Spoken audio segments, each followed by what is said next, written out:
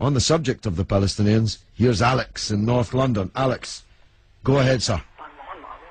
Hi George, I'm calling from North London. I've been listening to you for 3 months now. Okay. Never had the chance to speak to you. Okay. But I was just calling on. I was listening to you a couple of nights ago, and you were talking to these people, and they were saying that Israel, the Jews, did not have the right to gain Israel from the Palestinians. And I was just saying, throughout history, the Jews have been persecuted, obviously from the Holocaust, and we were granted Israel as a result of this.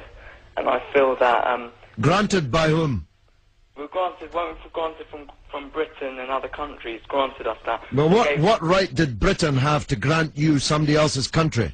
Well, it's due because we lost 6 million people. No. I'm not arguing about that. I'm going to come on to that.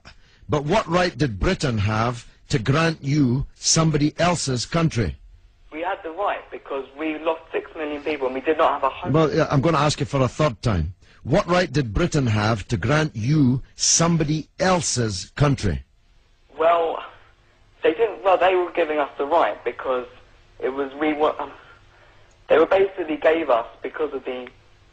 But they gave you somebody else's country. That's the point I'm making, Alex. Can you deal with it? Yeah, but the Jews have also had to.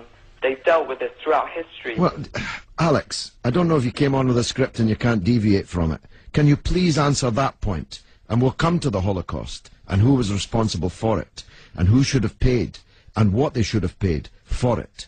But given that you've said Britain granted you, and you're presumably saying you because you're Jewish, somebody else's country, I'm asking you, what right did Britain have to grant you somebody else's country? Britain, you could say they didn't have a right, but they came in and dealt with us and with the Jews having lost all these lives, and they basically granted us this land. Okay. Well, I see I'm getting nowhere on this, Alex, so let me deal with your overarching point. Maybe you're just not equipped to deal with the principal point that I have made. The Jews have suffered racist anti-Semitism down the ages in many, many European countries, including our own. They were subject to regular discrimination at best, and pogrom and murder at most. That's undoubtedly true.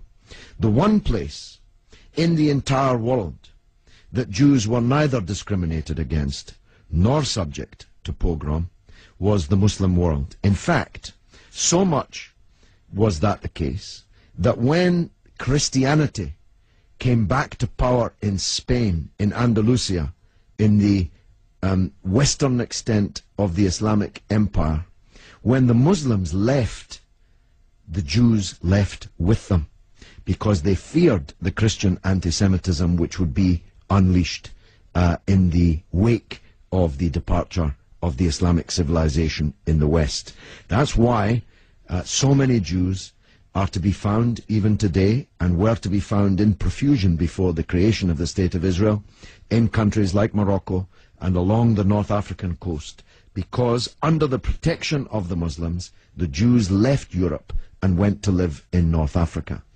The Palestine that was wiped off the map when Britain granted you somebody else's country had Jews living side by side with Christians and Muslims for century upon century without the slightest trace of discrimination or violence or pogrom. So, what's happened is that Christian anti-Semitism in Europe, which massacred 6 million Jews in the greatest crime in human history, was paid for not by the Christian countries of Europe that either practiced or turned a blind eye to that anti-Semitism, but was paid by the very people who were completely innocent of that Holocaust, who had never persecuted the Jews, who had never pogromed the Jews. And that seems to me to add insult to the injury suffered by a people whose country was wiped off the map, who were dispersed into exile, to make way for a Zionist idea which was granted to European Jews, because these were the first settlers, granted to European Jews by Britain. And as you have singularly failed, 4 times I asked you, to acknowledge that Britain had no right to give away somebody else's country, one country given to a second people, the land that actually belonged to a third people, it seems to me an all-round injustice, don't you think, Alex? Yeah, I agree that they didn't so much have the right, but they were stepping in after the Holocaust to grant it to the Jews. But it was long before the Holocaust that Britain stepped in. Britain stepped in 1917 with the Balfour Declaration made by the British Minister Balfour on our behalf to a group of atheistic Zionist Jews. I make the point about atheism because it's now claimed that this is some biblical land right, as if God was an estate agent.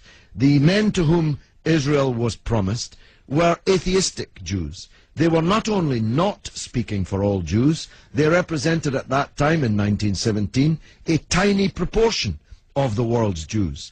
Most of the world's Jews supported communist or socialist parties and ideas at that time.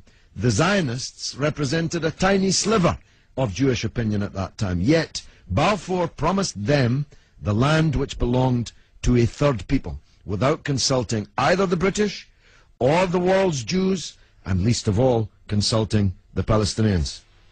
Okay, well, thanks very much for talking. Okay, Alex, thanks for listening, my friend.